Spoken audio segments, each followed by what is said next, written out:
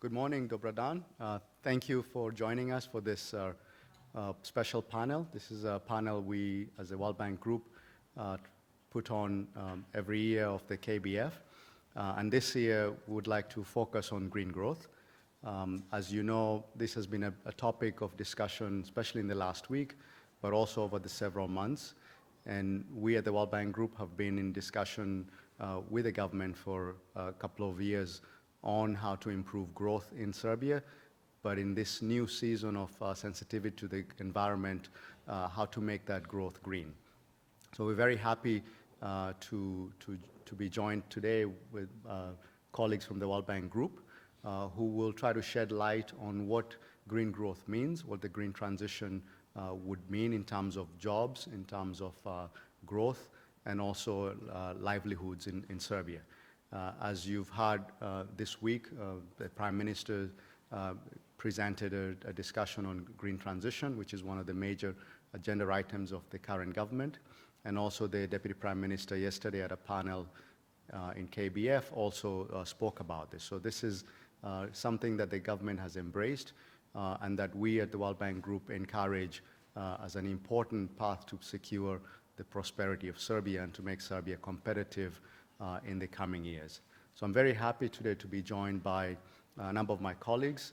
With me here at the Metropole is Ari Naim, who is the head of the IFC here in Serbia, and my colleague Duško Vasiljev, who is the senior private sector development specialist in Serbia. And on screen, we have three colleagues, Samir Akbar, who is a senior environmental specialist and who will make a longer introduction of what green growth and green transition means. And our colleague, Katarina Gasner, who is a senior energy economist based in Vienna. And finally, our colleague who many of you know, senior country economist, Lazar Šestović, who will also be speaking. So with that, let me ask Samir to please come in and present an overview of what green growth, green transition means, and then we'll get to the panel to answer a couple of questions. Thank you, Samir. Welcome. Thank you, Steve. Just to check, can you hear me?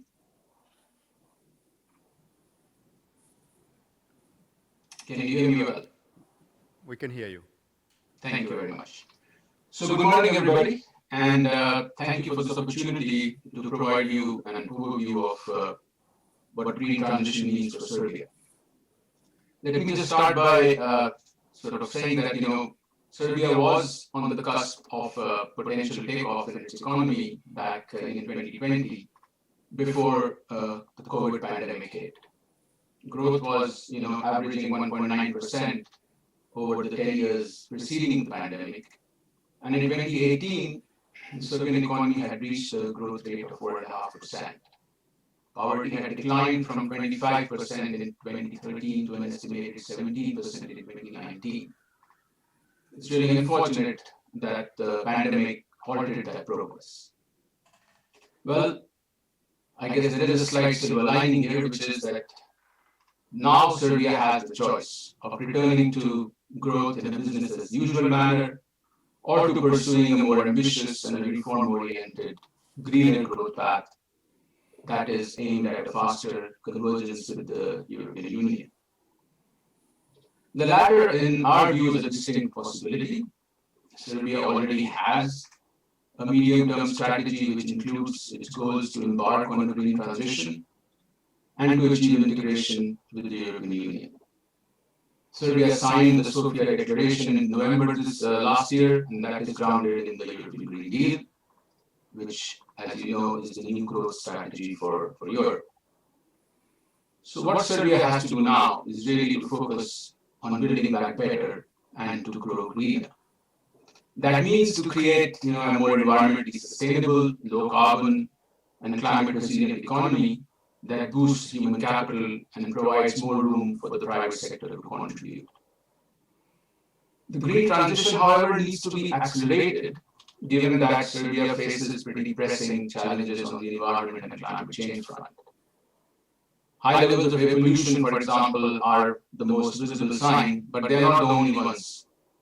Serbia has severe problems with waste management, as much of the waste is disposed of in unsanitary landfills.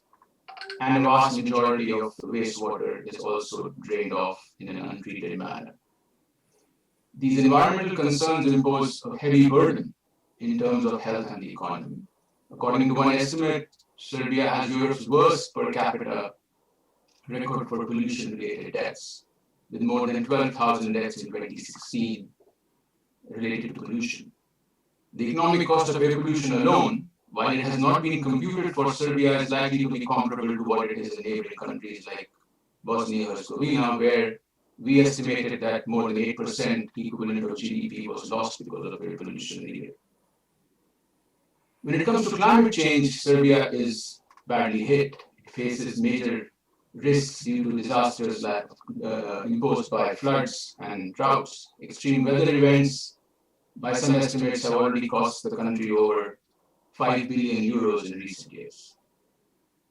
Other than being impacted, as you all know, Serbia is one of the first emitters of greenhouse gases in the region. At least 50% of the primary energy and 2/3 of electricity originate from domestic coal or lignite.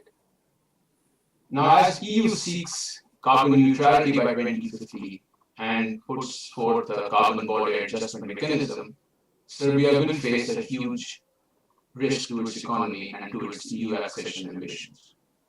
In fact, there will be an increasing need for Serbian exporters to adopt greener standards prevailing in the EU and other destination markets. This can be seen both as a risk and as an opportunity. I would make the case that it's an opportunity to modernize the economy with an outlook towards green growth in emerging areas such as resource efficiency, renewable energy, and other green technologies.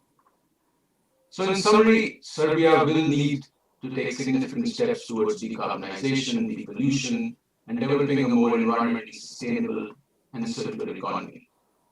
Fortunately, a good start has already been made in Serbia with the adoption, for example, of the framework law on climate change earlier this year. But more needs to be done. Serbia's transition towards a green economy will definitely require some structural reforms. And reforms may have an economic and social cost in the short term. However, if planned well and managed well, they can be socially just and inclusive of the poor and the vulnerable, which may lead to a green transition that can be beneficial for Serbia in the medium to long term.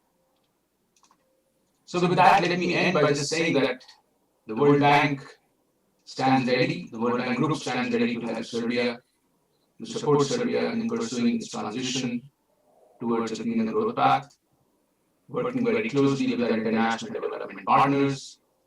We feel really honored and privileged that the government has asked us to be a partner of choice in this exciting and challenging journey in the coming years. Thank you so much for your attention. I hope that provides a quick overview of what we're going to discuss next. Back to you, Steve. Thank you, Samir. That was very useful for audience to understand what the dimensions and the challenges of the green transition would be.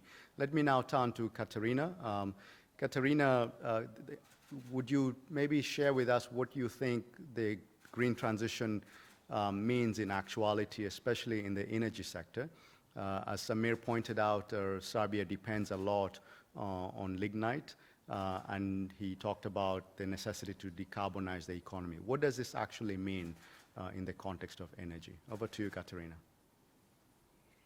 Thank you, Steve, and thank you for the opportunity to speak at this important event. The World Bank is partnering with the government of Serbia in 3 particular areas, which I would like to highlight in response to your question. How do we actually decarbonize? The first element of the answer is energy efficiency. It is clear that the less energy we use, the less carbon we expend. The World Bank has traditionally partnered with the government of Serbia in energy efficiency. And energy efficiency takes many forms. It It's clearly very important in industry, where it has an element of competitiveness. It's important in agriculture, it's important in business. But the area I want to underline here is buildings. Buildings consume over 35% of the final energy consumption of Serbia. And we have for many years helped the government to improve the energy efficiency and the safety of public buildings. At the moment, for example, we are investing over 40 million in the rehabilitation of hospitals, schools, kindergartens. And this is something which we certainly will continue to engage in with the government as energy efficiency rises in importance. An area where we would like to do more is in the residential sector. The residential building sector has an enormous untapped energy efficiency potential. In many cases, over 50% of the energy that is spent there, in particular for heating, can be saved. And going forward, we would like to engage much more in terms of finding mechanisms and incentives and making information available that makes it possible for the citizens of Serbia to undertake energy efficiency measures in their private homes. A second area after energy efficiency I would like to highlight is bringing in as much clean energy as possible. Energy security is a key concern. Everything we do is focused on this concern, so we would in no way want there to be less energy security and a lesser quality of energy supply in Serbia. But it definitely means that we bring in as much renewable and emission-free generation as possible. So a lot of progress has been made in this already in the past, and Serbia has now a considerable number of large wind farms, but the potential is much higher, and wind and solar will become the pillars of the energy supply in the future. The new legislation that has just been passed will make the procurement of this clean energy more competitive and therefore cheaper by using auction mechanisms. And we have seen that the use of auctions has considerably reduced the cost of renewables.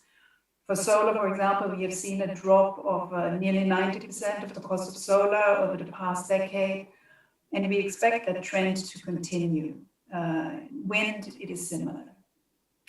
The third area I would like to highlight is the planning of what a modern energy system would look like.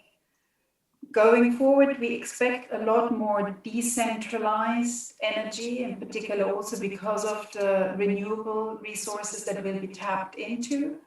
And that has implications for the network. It has implications for the assets that have been used in the past. They need to be transitioned out.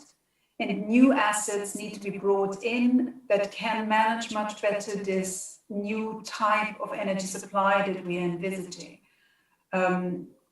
Renewable energy has the characteristic that it is variable, so it is not as predictable as traditional fuels, but there are, in the meantime, a lot of mechanisms that can help with managing this characteristic, such as batteries, such as improved forecasting, such as improvement in the digitalization of networks.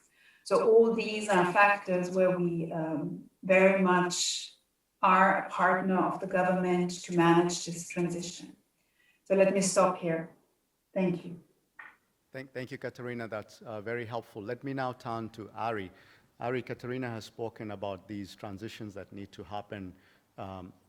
There's an implication that both government action is needed, but also some private sector engagement. What do we see as the role of the private sector in this green transition? Thank you, Steve, and great to come after the brilliant introduction by Samir and Catherine. We see an enormous role for the private sector in that green transition going forward, and that is globally. And this is for two reasons. One is at the exit of this crisis that we hopefully envision soon, governments have considerably increased their fiscal spendings. They still need to dedicate public funding to present social needs, continuing strengthening the healthcare systems, vaccination programs, support programs to the economy and to the recovery, and therefore attracting private investment to complement public resources in the recovery is going to be absolutely critical. But maybe more important than funds is the knowledge, the innovation capabilities, the risk-taking capabilities, and the expertise the private sector have. What we see in the world today is that the challenges that we face have become of enormous complexity, whether we talk about food security, water scarcity, whether we talk about, obviously, the green transition, wastewater management, waste management. All these challenges have become so technologically complex, I mean, with the use of artificial intelligence, data, that a government in itself, in particular local governments, but not only, I mean, need to bring the best of the expertise available in the world. And that comes very often from private sector groups and companies. So for these two reasons, I mean, we see an enormous role for the private sector going forward. And the good news is, Serbia has great, clear opportunities ahead. Serbia is well placed to leverage the digital transition. I mean, it has the skills, it has the people that are well equipped to enter the digital economy. Serbia is a recipient of foreign investment, and we are seeing at the exit of this crisis many manufacturing value chain, global value chain, agribusiness value chains that want to get closer to Europe, what we call the nearshoring, and are looking for investment destination. And then you have clearly the green transition. And the green transition, we need to look at it, as Katerina mentioned, we need to look at it not as a risk to be handled, but as an enormous opportunity to create the jobs that we need for tomorrow's economy that will be very different than the economy of the past. And so IFC recently, I mean, every year we conduct what we call our climate business report. It's a flagship report. Last year we had identified 23 trillion of investments needed by 2030 in the world that are profitable investment, not investment that we make for the sake of a better climate, but investment that we make for a more financially, commercially, and environmentally sustainable economy in the future. So this year we issued this report a few months ago, and the report looks at 23 economies in the world where we identify 10 trillion of opportunities specifically in those emerging markets, and Serbia is part of it. So in Serbia, we estimate that there is a need for 18 billion investment, 18 to 20 billion investment in the next 10 years, confirming what Katerina says. I mean, in renewable energy, in green buildings, in smart agriculture, in green urban transportation. And these are all opportunities for good investments for which private sector funding and private sector expertise will be most welcome. Thank you, Ari. It's very useful. Duško, so Ari mentions that one of the opportunities available is for new jobs to emerge. Yet we know in Serbia there's a big concern that the green transition will cost jobs. So what are the prospects, real prospects for jobs in the medium term for Serbia and in this transition, and what can the government do in terms of policies to encourage the pickup of jobs as the transition happens?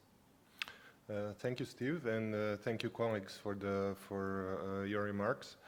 I think this is a very important question, as green transition, like we heard from other speakers, is going to be a very complex and challenging process. And one of the key aspects of that is going to be the economic outcomes of this green transition, and not least impacts in terms of jobs, both numbers of jobs and quality of jobs. And maybe as a starting point to kind of get a high-level picture, we can refer to World Employment and Social Outlook by International Labour Organization from a couple of years ago. And their estimate is that the adoption of sustainable practices globally is going to result in 18 million net new jobs created globally. And this will be the result of loss of 6 million jobs mostly in industries related to traditional energy and mining sectors, but 24 million new jobs in a number of different sectors. And this includes sectors like renewables, obviously, but many other sectors. There is construction, like Katarina mentioned, e-mobility, like Ari mentioned, sustainable agriculture, also mentioned by Ari. But importantly, the concept of circular economy and introduction of circular economy across all of the industries is something that is relevant, and especially relevant probably for the SME sector, because this is in the end what SME sector cares about. What is the impact on the bottom line? And adopting this circular economy, increased efficiency principles is really what matters for the private sector. Whether it works, evidence suggests that if done properly, it does. Surveys of SMEs in the EU indicated that more than 80% of SMEs are in fact satisfied with the investments that they made in relation to environmental and sustainability practices. What does this mean for Serbia? What are some of the key channels where Serbia SMEs can expect growth and job creation? There are multiple channels. One important channel is opening up of new markets, but I would like to go back to this issue of resource efficiency, because in a way it is the most immediate one and most tangible one for most of the SMEs. And here, one way to look at it is that Serbia lags behind. The other way to look at it is that there are significant opportunities for catch-up. And as an illustration, looking at resource productivity as measured by Eurostat, and basically what they're looking at is the sum of all physical inputs in a country used to produce a unit of GDP. And here, Serbia's resource efficiency is 6 times lower than the EU average.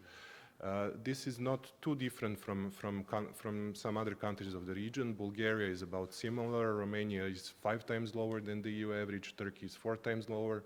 But obviously, there is significant potential in increasing resource efficiency, which in turn is going to lead to better performance for SMEs, higher growth opportunities, and in turn opportunities for job creation. What it will take investments in technology upgrading, innovation, but at least as important, new operating procedures, new management practices, and so on. And on the other hand, regulatory policies to facilitate all of this. And maybe in the second round we can speak a bit more on the regulatory aspect of it. And finally, the reverse side of this is that SMEs that do not adopt these practices and do not embark on this transformation are eventually going to erode their competitiveness and reduce, basically lose their market. Both the companies and the authorities should embark on this process as early as possible to achieve most gains from it. Thank you. Thank you, Duško. Let me turn to Laza now. Laza, one of the main preoccupations of Serbia is growth.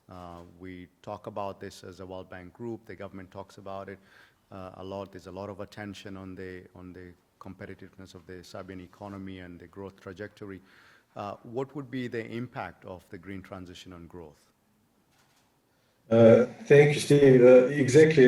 This is one of the central questions, and similar to what Duško said, it is overall expected that the impact of shifting toward a green growth pattern would help economies to grow faster. For instance, the IMF estimates that the global growth would be boosted by additional 0.7 percentage points a year if most of the countries decide to follow a green growth agenda, coupled with a significant increase in carbon taxes. That also means, like Duško said, millions of new jobs created, and this is really an opportunity. I think that it is important to explain why there is this expectation of a positive impact on growth. Well, the green growth is expected to mean a shift toward more sophisticated business activities, more innovation, adoption of new technologies, and new way of doing business. Therefore, countries that embark on this new agenda, new growth strategy, would improve their competitiveness and therefore promote GDP growth.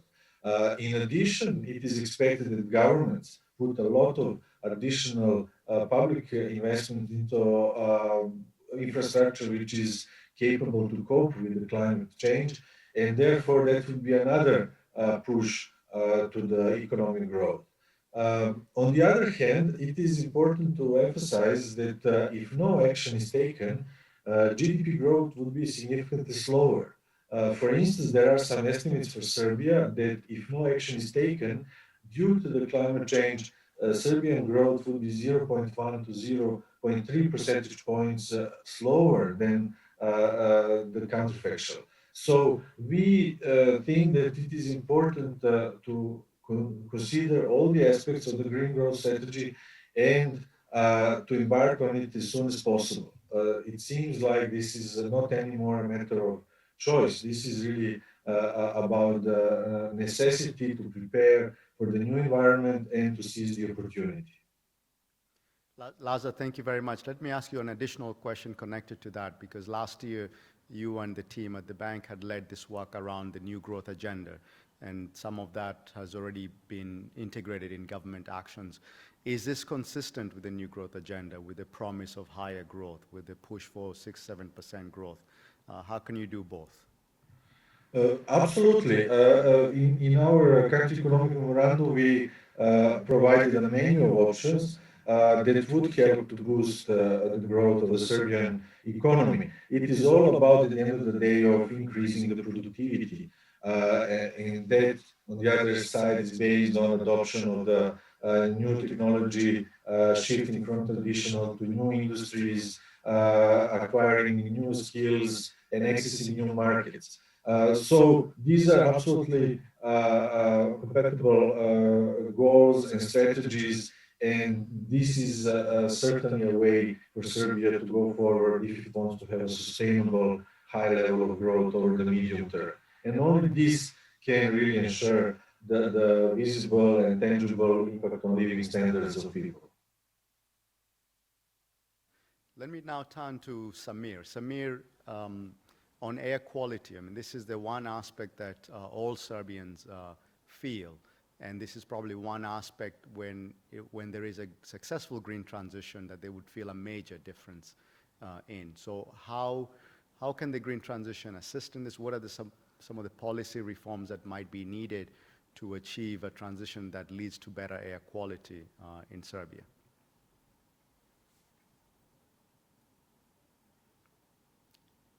Samir, you're muted. Sorry about that. Thank you. Yes, it certainly is a topic that affects everybody. It doesn't really make any differentiation between people, and particularly come winter time, most Serbians can see and feel and smell and the impact of it.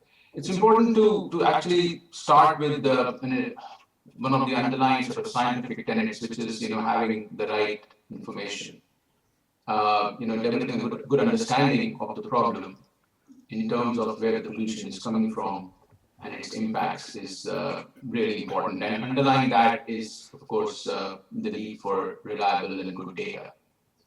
Data not only in terms of air pollution, which you can gather through the monitoring that happens and is made public, hopefully, but also in terms of the activities that lead to the pollution, that lead to the emissions, such as the quantity of fuel used in heating or at home. Now, the good thing is that, Serbia has some building blocks in place. I mean, it's been working to develop, for example, the low carbon development strategy. And as a part of doing that, we learned that there is good activity data for greenhouse gas emissions that is available. And some of that is actually quite useful for assessment of air pollution as well. And combined with the good data that some of which is available with the Serbian Environment Protection Agency in terms of emission inventories, in terms of sources, it provides a reasonable sort of confidence that emerges in terms of being able to put forth the scientific basis of understanding the problem. Most of us know that the EU is supporting the development of a national data protection program, building on these data sources that I just mentioned. In fact, public consultations for that program were organized quite recently, as recent as April. And emerging information already starts to show that the main sources based on this understanding, on the scientific understanding, can be categorized in 3 big blocks, which should not come as a surprise. It's industrial, transport, and agriculture. When it comes to industry, it's largely around sort of medium and large combustion plants, household heating, and fuel use in some of these plants and heating sources. Transport is really around old vehicles, importation of second-hand cars, for example, some of which, by some measures, Serbia may be a bit of a dumping ground for old vehicles from Europe. And for agriculture, which may be some surprise to some people, areas of how fertilizers are used, how manure is managed, and agriculture burning, particularly in the fall, in September, October. These are coming out and being established scientifically as major sources. So I guess the bulk of the effort needs to focus on addressing these. And a good start in this direction, I would say, has already been made in addressing, for example, emissions from large combustion plants through the National Emission Reduction Plan, the NERP, whose implementation is ongoing. We know that, for example, as far as fuel is concerned for heating, the sulfur content has been reduced in the fuel earlier from 1st January this year. So some elements of the interventions are already taking place. And we did some calculations at our end based on publicly available data. And they show that these interventions are already or will make significant impacts, but they will not be enough. Much more is needed to be done across these sources that I referred to in order to bring air quality down to meet the World Health Organization guidelines, which are quite strict, and the EU limit values, which are a little less strict, but still Serbia has a way to go in order to be able to meet those and to protect people's health. So measures are obviously needed across all sources, across transport, across industry, across agriculture. And these require a combination of regulatory measures, like we already mentioned, for example, the regulation that came in to reduce sulfur in fuel, but others are needed. It needs awareness generation, it needs technical assistance, it needs investment. And of course, at an individual level, this needs some behavior change, especially when it comes to how people use their own domestic heating appliances and the like. Combined with this, of course, it's important to invest in strengthening the monitoring of the air quality, which is that Serbia does have a system in place, but it could be strengthened to develop a better baseline data and to assess better the impacts of these interventions that hopefully will be taken in the coming years. And It also requires some element of regional collaboration because, air pollution does not respect boundaries of geography. And there is that element of pollution that moves around when it comes to air pollution, not only within the country, but some of it from outside as well. But especially cities that are affected by what's happening in big thermal power plants, for example, outside the city. So I would say finally, it's important that, a start has been made through the work that's being done to develop the National Air Protection Program. And to implement that, it sort of will be the next phase. Measures are being identified, and I guess there will be a number of policy actions and investments needed going forward to address, to make those measures a reality, so that air quality can be improved. Thank you, Steve. Back to you. Thank you, Samir. Appreciate that. Let's turn over to Katerina. Katerina, I think what all our colleagues have said and you yourself have said does imply that there'll be winners and losers in this transition.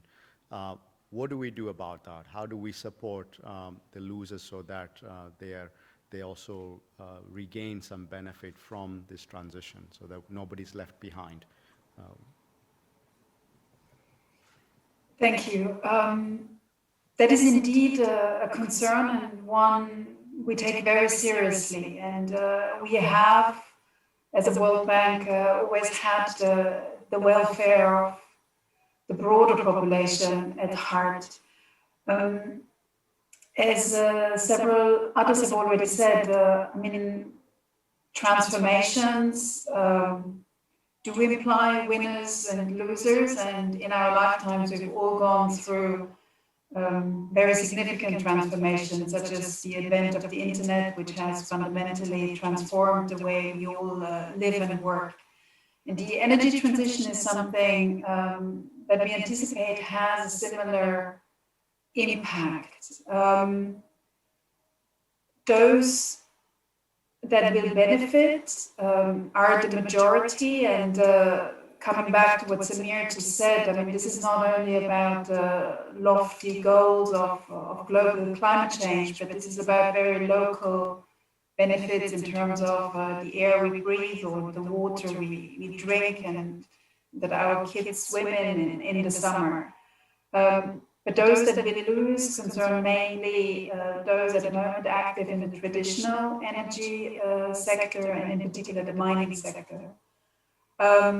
And what is needed there is a comprehensive long-term approach that supports the communities and secures adequate resources for transition. And that's not only about money. Money is part of it, but it is very much about early and frequent consultations with the communities, the workers and their families about alternative economic activities and employment. The workers in the traditional industry are very rightfully proud of the contribution they have made to the Serbian economy for many, many decades. And it is really about finding something that is equally positive and meaningful for them. So in addition to the exploration of economic livelihoods that can be supported with additional investment, such as investment in more infrastructure, in particular digital infrastructure, proves very effective in allowing a broader range of economic activity. We also need to have in-depth assessments of retraining opportunities, of reskilling into new value-added activities, additional education opportunities for the younger part of the population in the affected areas. And it is also important to emphasize that there is a lot of natural activity that comes from repurposing of lands and assets that have traditionally served for mining. We have excellent examples globally from the repurposing of mining lands into solar parks, into agricultural lands. Sometimes they're being used for the production of biocrops, so biofuels. Sometimes it is tourism through reforestation and the creation of lakes and similar that creates opportunities for recreational areas. So this is not something that Serbia is alone to face, this transition from a traditional way of producing energy to the modern way of producing energy. And the World Bank has global experience gathered over many decades, and it has developed an approach that is just transition for all approach, which essentially really means that the emphasis is on people, on communities, and making sure that this is something where the negative impact, which nobody will deny, is transformed as much as possible into opportunities and into a more forward-looking perspective rather than just staying where we don't have the choice anymore to stay. Thank you. Thank you, Katerina. Let me turn to Duško now. Duško, the same issue applies to SMEs.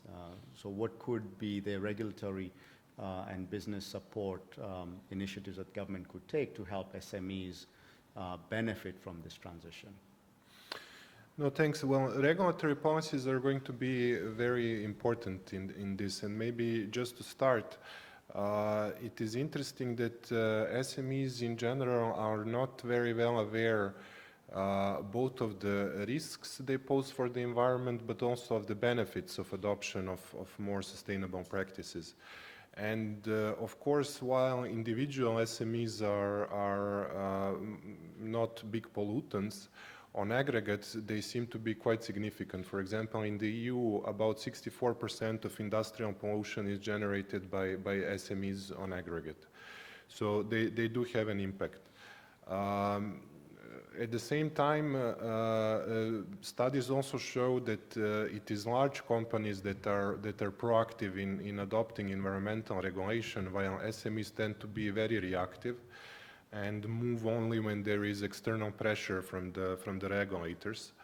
And this is relevant because, like I mentioned in the first part, adopting these practices can be very beneficial for SMEs. So the regulators are going to play an important role both in managing risks, but also nudging SMEs to adopt these policies. And here I would like to focus on two aspects of regulatory policies that are especially relevant for SMEs.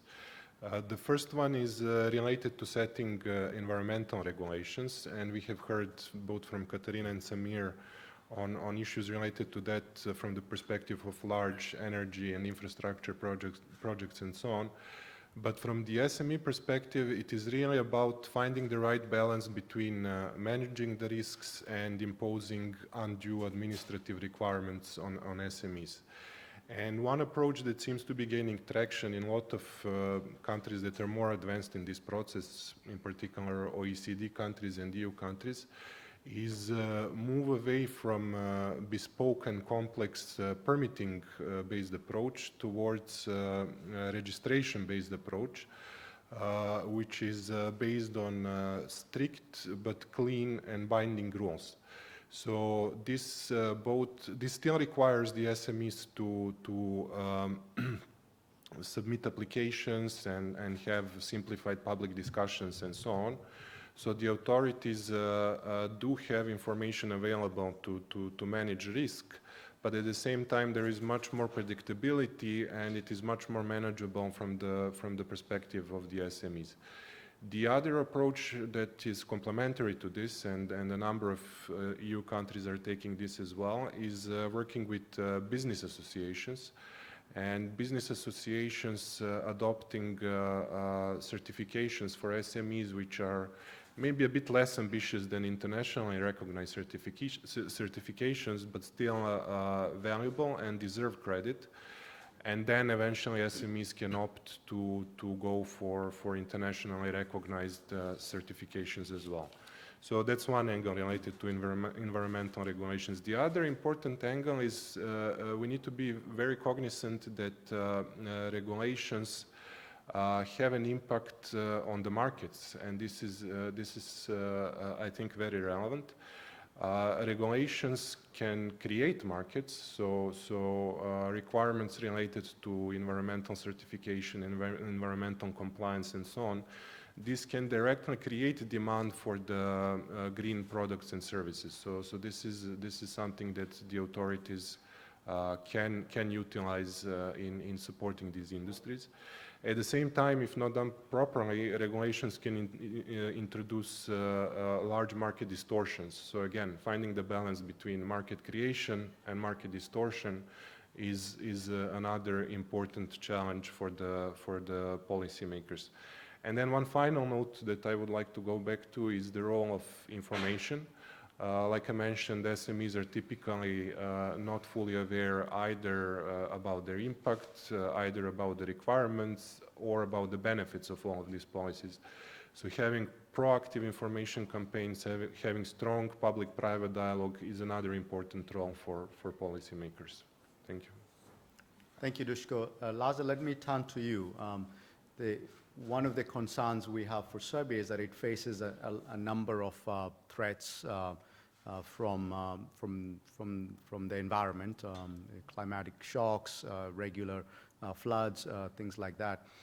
How would the green transition enable Serbia to be a more resilient economy, both as a transition, but also once it transitions to a greener economy?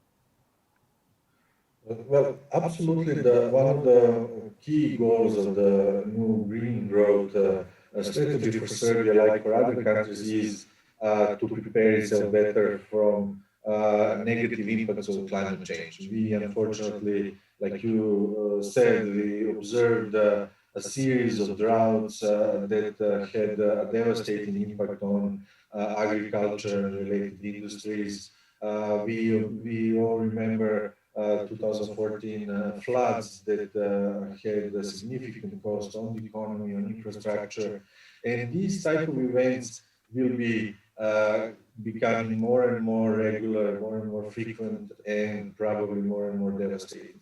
So it is important to re-emphasize that the green growth strategy is not only about the higher GDP growth. This is really about achieving multiple positive effects and multiple goals.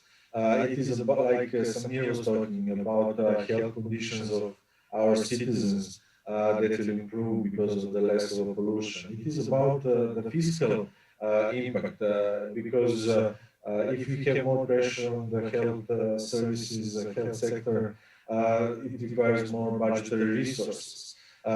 Similarly for infrastructure, if we do not maintain it properly, if we don't invest in it, it will be devastated more and more often, so we will need more, again, budgetary resources to work on it.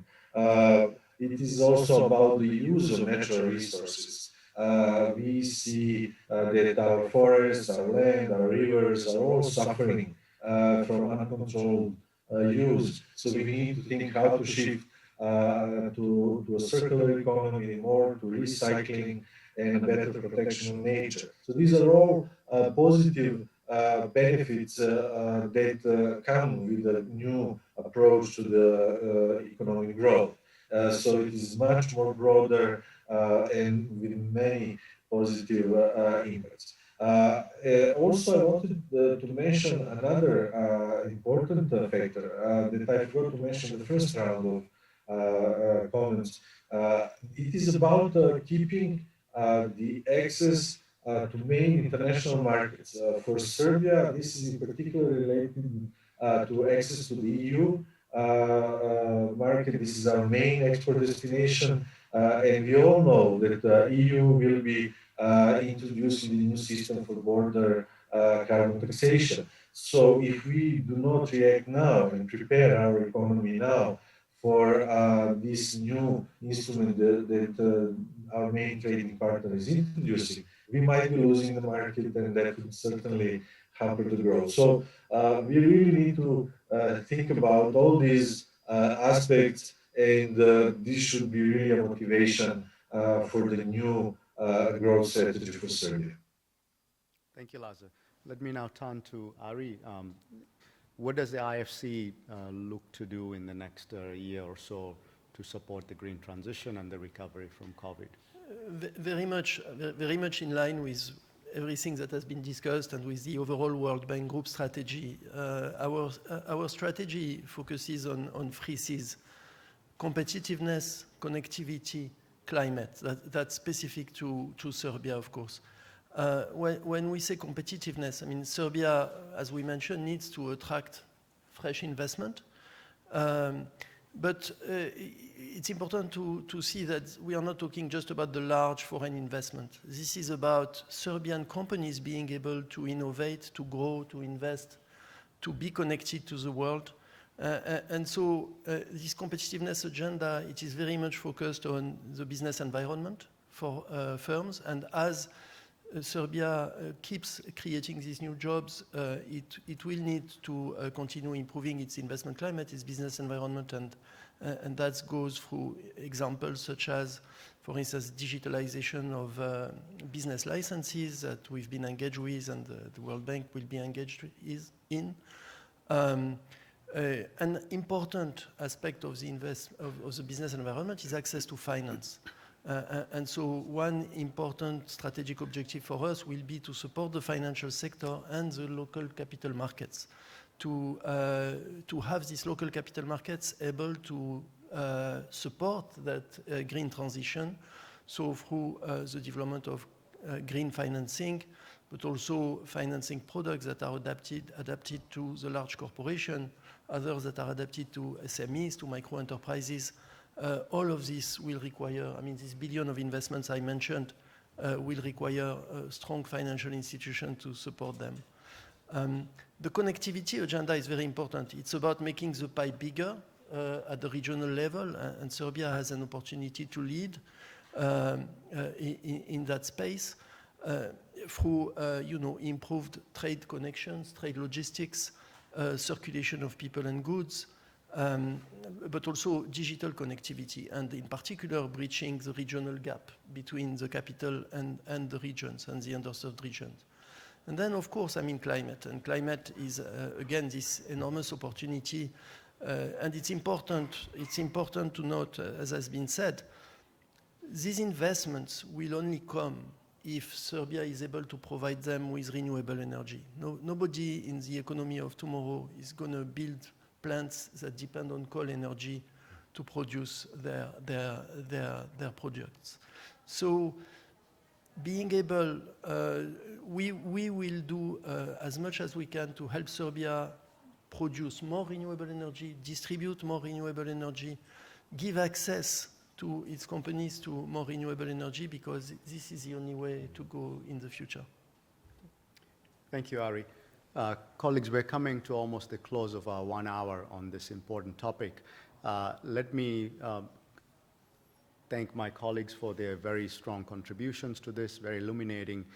Let me try to just leave 5 takeaways that I'm getting from the conversation we've had in the last hour, which really has focused on reminding us why it's important for Serbia to undertake the green transition and what implications it has for Serbia, for the people, for the economy, for its security. The first one, I think, is around energy, that energy is very central to this transition. A transition in the energy mix is important. And while we do that, we need to think about the energy security of the country, because it's important to its economy and its own overall security. Second is the centrality of data and a scientific approach to planning, to acting, and to examining what benefits are actually emerging both to the economy and to the people. So a really data-driven decision-making process so that things are clear, people are informed, and the actions are taken on the basis of good information. So third is the recognition that there will certainly be winners and losers, and we need to approach to support the losers, to minimize the loss that they face, and to open up opportunities for them to also become part of the winning coalition in this transition. And this is something that we have heard from our colleagues, is something the World Bank Group is very committed to, and also working with other development partners in Serbia, but also globally. The fourth aspect, or fourth takeaway, is the centrality of the private sector as an actor in this. We cannot think only of the government acting in terms of changing policies or taking major steps in economic management, but to crowd in the private sector, because it brings in the innovation, it takes the risks where governments cannot take risks, and it also provides and opens up opportunities for jobs.